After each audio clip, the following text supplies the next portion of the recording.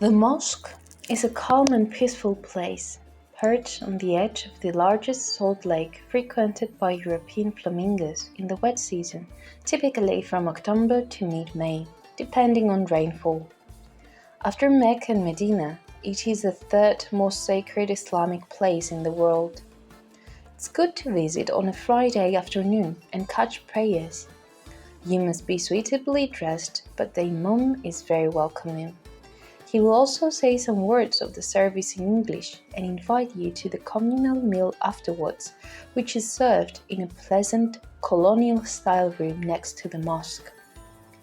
Worshippers visit all the time, but Friday is the busiest day. Nowadays, they are typically Asian Muslims and some West African Islamic folk. There is a deep feeling of friendliness and welcome, which adheres to the Islamic ideas of welcoming strangers and sharing with them.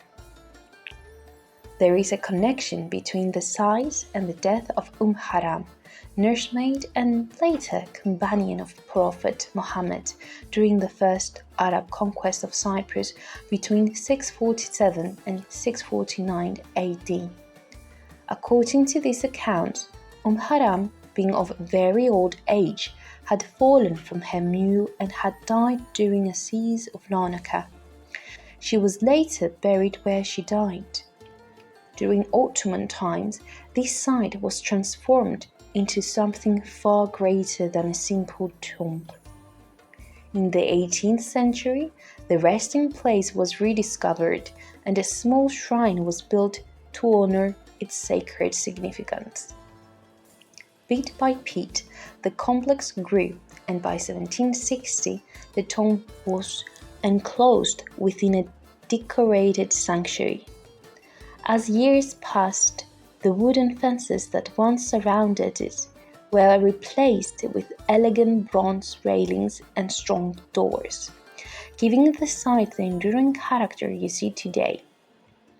Hala Sultan Tekke Mosque and the tomb of Haram is the fourth stop on the tomb's heritage trail.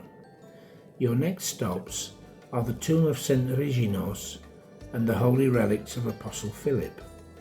You can find a link to the map of the trail in the description to the video below, or contact the Mola Culture Factory for more details.